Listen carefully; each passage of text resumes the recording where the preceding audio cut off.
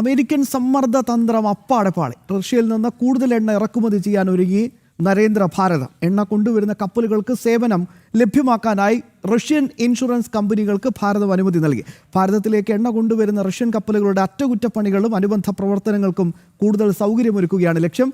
വിവരങ്ങളുമായി ന്യൂസ് ഡെസ്കിൽ നിന്ന് ഐസൻ ജോസ് ചേരുകയാണ്. ഐസൻ, ശക്തമായി തന്നെ മുന്നോട്ട് കൂടുതൽ എണ്ണ ഇറക്കുമതി തന്നെയാണ് ഇതിലൂടെ ലക്ഷ്യമിടുന്നത്. സ്വാഭാവികമായിട്ട് ആഭ്യന്തര തലത്തിലുള്ള നിലവിലെ യുദ്ധവുമായി ബന്ധപ്പെട്ട ക്രൈസിസ് ഒക്കെ നമുക്ക് മറികടക്കാനുള്ള കൃത്യമായ ഒരു നീക്കം.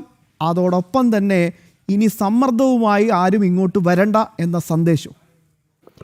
തീർച്ചയായും ശ്യാം, ഈ സമ്മർദ്ദതന്ത്രം ഒഴിവാക്കുക അല്ലെങ്കിൽ അതിനെ തള്ളി തന്നെയാണ് ഭാരതം ഇത്തരത്തിൽ കൃത്യമായ നിലപാടുകൾ സ്വീകരിച്ചിരിക്കുന്നത്. അന്നേ തന്നെ ഇത്തരത്തിലുള്ള നിരീക്ഷണങ്ങളുണ്ടായിരുന്നു. റഷ്യയിൽ നിന്നും എണ്ണ വാങ്ങരുത് എന്നൊരു നിലപാട് ഒക്കെ ട്രംപ് അറിയിക്കുമ്പോൾ അത് തയ്യാറല്ല. ഭാരതത്തിൻ്റെ ഊർജ്ജ ആവശ്യങ്ങൾ എങ്ങനെയാണോ അതിനനുസരിച്ച് ഭാരതം ആവശ്യമുള്ളിടത്തു നിന്ന് ആവശ്യമുള്ള വിലയ്ക്ക് അല്ലെങ്കിൽ അതിന് ഭാരതത്തിന് സാധ്യമായ രീതിയിലെല്ലാം തന്നെ എണ്ണ വാങ്ങുകയും ചെയ്യും. അത് മറ്റു രാജ്യങ്ങൾ ഇടപെടുകയോ അത് നിർദ്ദേശിക്കുകയോ ചെയ്യേണ്ടതില്ല എന്ന അടിസ്ഥാനപരമായ നിലപാടായിരുന്നു.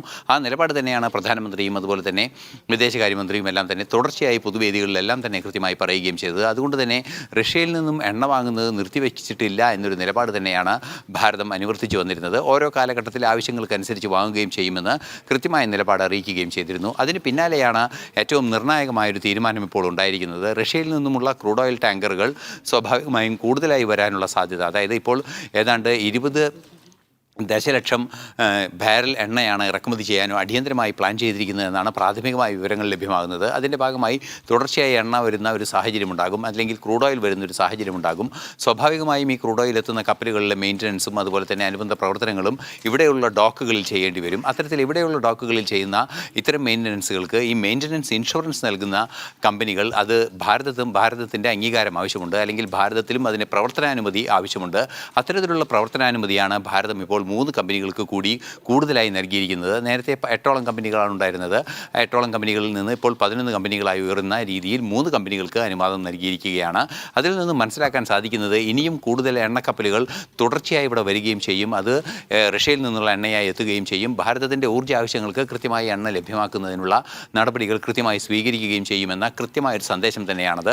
അതിൽ നേരത്തെ ശ്യാം സൂചിപ്പിച്ചതുപോലെ ഇത്തരത്തിലുള്ള ഉപരോധങ്ങളോ അത്തരത്തിലുള്ള നീക്കങ്ങളോ ആയി ആരും വരേണ്ടതില്ല എന്ന നിലപാട് തന്നെയാണ് ഭാരതത്തിനുള്ളത്. നേരത്തെ നമുക്കറിയാവുന്നതാണ്, UPA സർക്കാരിൻ്റെ കാലത്ത്, അതായത് 2014 മുമ്പ് എന്നൊരു കാലഗണന കണക്കാക്കുകയാണെങ്കിൽ 17ഓളം രാജ്യങ്ങളിൽ നിന്ന് മാത്രമാണ് ഭാരതം എണ്ണ ഇറക്കുമതി ചെയ്തിരുന്നത്.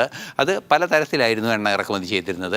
പക്ഷേ കഴിഞ്ഞ 12 വർഷത്തിനിടെ അല്ലെങ്കിൽ 10 വർഷത്തിനിടെ 2024 വരെയുള്ള കാലയളവിൽ തന്നെ വലിയ തോതിൽ ആ എണ്ണ വാങ്ങുന്ന രാജ്യങ്ങളുടെ എണ്ണം വർദ്ധിക്കുന്ന ഒരു സാഹചര്യം ഉണ്ടായിരുന്നു. 40ലേറെ രാജ്യങ്ങളിൽ നിന്നും പലതരത്തിൽ എണ്ണ വാങ്ങുന്ന നീക്കങ്ങളാണ് ഭാരതം കൈക്കൊണ്ടത്. അത് ഓരോ രാജ്യങ്ങളിൽ നിന്നും ഭാരതത്തിൻ്റെ വിലയ്ക്കനുസരിച്ചും ഭാരതത്തിന് യോജ്യമായ വിലയ്ക്കനുസരിച്ചും അതുപോലെ തന്നെ ലഭ്യതയുടെ ഒരു ആവശ്യത്തിനനുസരിച്ച് ലഭ്യമാക്കുന്നതിനുള്ള നീക്കങ്ങൾക്കനുസരിച്ചും മറ്റു നടപടികളുടെയൊക്കെ ഭാഗമായി വലിയ തോതിൽ എണ്ണ ഇറക്കുമതി ചെയ്യുന്നതിനെ നിരവധി രാജ്യങ്ങളിൽ നിന്നും ഇടപെടൽ നടത്താനുള്ള തീരുമാനമുണ്ടായിരുന്നു. അപ്പോഴും സ്വാഭാവികമായും റഷ്യ വലിയൊരു പങ്കാളി തന്നെയായിരുന്നു. റഷ്യയിൽ നിന്നും നിരവധി വലിയ തോതിൽ എണ്ണ വാങ്ങി ഭാരതം അത് കൃത്യമായി വിപണനം ചെയ്യുന്ന, അത് പ്രയോജനപ്പെടുത്തുന്ന ഒരു സാഹചര്യം ഉണ്ടായിരുന്നു. ഇത്തരം പ്രവർത്തനങ്ങൾ കൂടുതൽ ആക്കം കൂട്ടുകയാണ്. 8 കമ്പനികൾ പ്രവർത്തിക്കുന്നിടത്ത് 11 കമ്പനികളിലേക്ക് ഉയർത്തുന്നു എന്ന് പറയുമ്പോൾ ഏതാണ്ട് പകുതിയോളം ഒരു ഉയർച്ചയാണ് ഉണ്ടായിരിക്കുന്നത്. ഇനിയും കമ്പനികൾ വരാനിരിക്കുന്നു എന്നാണ് മനസ്സിലാക്കാൻ സാധിക്കുന്നത്. പക്ഷേ ഇന്ന് 3 കമ്പനികളുടെ അനുമതി കഴിഞ്ഞ ദിവസം നൽകിയെന്നാണ് വാർത്തകൾ പുറത്തു വന്നിരിക്കുന്നത്. അതായത് ഇനിയും കൂടുതൽ കപ്പലുകൾ ഇവിടെ വരികയും ആ മെയിൻ്റനൻസ് നടക്കുകയും ഒക്കെ ചെയ്യാനുള്ള സാധ്യതയുണ്ട്. സ്വാഭാവികമായും ഇതിൽ നിന്നും പല നേട്ടങ്ങളാണ് ഭാരതത്തിൻ്റെ സമ്പദ് വ്യവസ്ഥയ്ക്കും അതുപോലെ തന്നെ ആ ഒരു ബിസിനസ് ആംബിയൻസിനും അല്ലെങ്കിൽ ബിസിനസ് അറ്റ്മോസ്ഫിയറിനും ഉണ്ടാവുക എന്നതാണ് മറ്റൊരു പ്രധാന സവിശേഷത. ഈ കപ്പലുകൾ ഇവിടെ എത്തുമ്പോൾ കപ്പലുകളുടെ മെയിൻ്റനൻസ് നടത്തുന്നതിന് നിരവധി തൊഴിൽ അവസരങ്ങൾ സൃഷ്ടിക്കുന്ന സാഹചര്യമുണ്ട്. നിരവധി ജോലിക്കാരാണ് ഓരോ മെയിൻ്റനൻസിലും ഇടപെടുന്നത്. പല രംഗങ്ങളിലായി പല വൈദഗ്ധ്യ വിഭാഗങ്ങളിലായി ഇടപെടുന്നത്. അവർക്കെല്ലാം തൊഴിലവസരങ്ങൾ ലഭിക്കുന്നതിനുള്ള സാധ്യത വർദ്ധിക്കുന്നു, നിക്ഷേപ സാധ്യതകൾ വർദ്ധിക്കുന്നു. കാര്യക്ഷമമായ കപ്പലോട്ടത്തിനുള്ള സാധ്യത കുറെ കൂടി ശക്തമായി മുന്നോട്ട് പോകുന്നു എന്നതുകൂടിയാണ് ഇതിൻ്റെ നേട്ടം. നമുക്ക് മനസ്സിലാക്കാൻ സാധിക്കുന്നത് ഉടൻ തന്നെ ഇത്തരത്തിലുള്ള നീക്കങ്ങൾ ആരംഭിക്കുക എന്ന ലക്ഷ്യമാണ് ഭാരതം മുന്നോട്ട് വെച്ചിരിക്കുന്നത്. ഈ ഒരു സാഹചര്യത്തിൽ ഏറ്റവും നിർണായകമായ ഒരു നീക്കമാണ് ടാങ്കർ കപ്പലുകളുടെ മെയിൻ്റനൻസുമായി ബന്ധപ്പെട്ട് ഭാരതം സ്വീകരിച്ചിരിക്കുന്നത്. ശ്യാം.